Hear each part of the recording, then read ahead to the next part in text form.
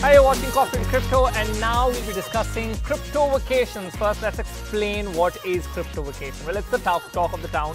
From booking flights to booking hotels, when done with cryptocurrencies, makes your vacation crypto vacation. As simple as that. There are some advantages linked to it. Number one is promotion of the tech. Every time you take a trip, you go to some location and you're using cryptocurrency, there's of course that chatter around, and then there's more discussion probably with the one you're dealing with, and that of course promotes the tech. Number two, building of a community. When you deal in cryptocurrency with like-minded people, of course it builds a community. And the third advantage is the real-life usage of assets. You're not only keeping something in some storage for 5 years or 6 years, you're actually putting it to some good use. But then there are some challenges of crypto vacation. First is long processing time. Sometimes, handing over cash is pretty easy, simple, especially when you're on the move, when you're traveling. But when you're on blockchain, of course, there can be quick transactions, but there's a procedure to it, and which can take time. Number two is secure user authentication. That's another challenge because, you never know who's this person dealing in cryptocurrency. They can be thieves in disguise. And usually a lot of users want to stay anonymous. And in the travel industry, it's important to have the identity revealed as well. So that's another challenge. Now we'll also quickly mention some popular players in this space. There's Traveler.com, which has emerged as the leader among the handful of online booking sites that accept crypto. Then there's an airline, Air Baltic, that lets you book flights directly with crypto. And then there's a chic luxury resort in the Swiss Alps that lets guests pay with Bitcoin or Ethereum. There are more: Cheap Air, Travel by Bit, Bitcoin.travel, and eTravel Smart. And the most popular destination for crypto vacations is El Salvador, and I don't need to explain why, because they have accepted cryptocurrency as their official currency. With us is Om Malviya, President Tezos India, to talk about this more. Mr. Om, crypto vacation sounds absolutely fun, but is it really fun? Are there any real-life challenges you see or have encountered?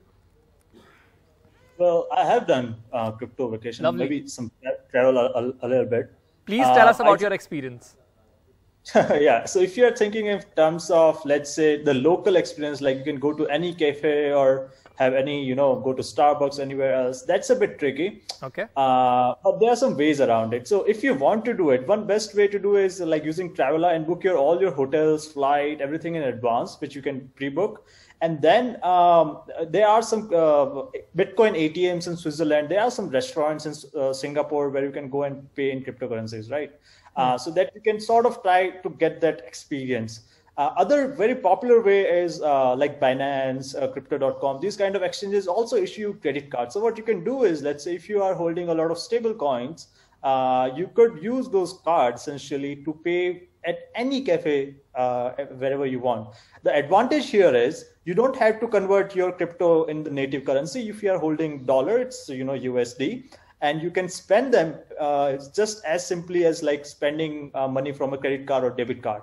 So I think that's a more convenient way if you want to do some less risky way. Let's say if you don't want to spend your Bitcoin, because hey, Bitcoin, everybody wants to hold Bitcoin, right? So I think these are some ways you can really do that. But are you saying that you go for it if you don't want any risky transaction? Are you saying that, or are you saying there are risks involved in this kind of transaction? No, I meant, let's say, if you want convenience and if you don't want to spend your Bitcoin and Ether, you can just hold your stable coins in, let's say, an exchange, and you can use that exchange credit card or debit card, whatever I have, to pay for anywhere. Because if you're just...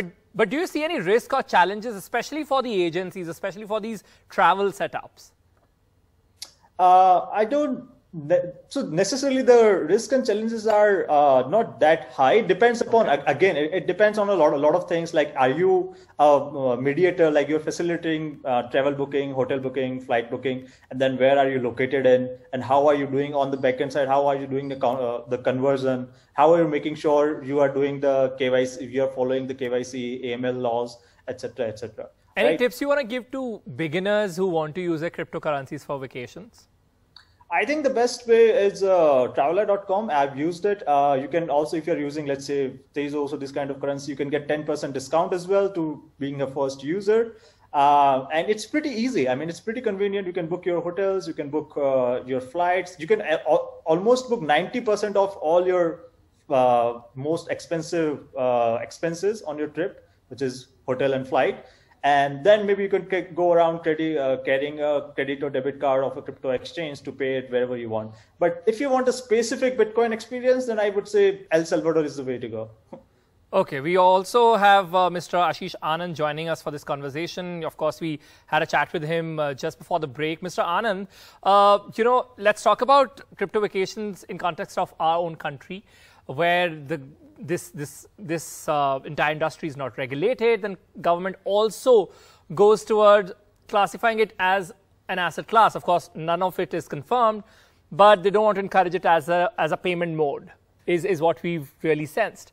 Do you see its future in our country? Well, if RBI has its way, certainly cryptocurrencies as a payment mode will be very difficult to become, a reality in India. So RBI has a major, because RBI has the power as well as the responsibility to manage the currency situation and the inflation in India, monetary situation and inflation in India. They are very concerned about not having control on the cryptocurrencies, which can become a payment mode. So RBI has certainly its problem with crypto being a payment mode, and it may be difficult in those circumstances. So let's wait for the bill, what the bill says when the bill comes up. Sure. Om, very quickly, last few seconds of this conversation. Do you see any buzz around crypto vacation in the country? I don't think so. There's a huge demand as of in the overall sector. I haven't seen this growing. It's a nice to have instead of a must have, in my opinion. Sure. Thank you so very much, gentlemen. That's all the time that we had for this show and this segment. With this, we've come to the end of this show. I'm Arun Singh. It's goodbye from my side. Keep watching NDTV.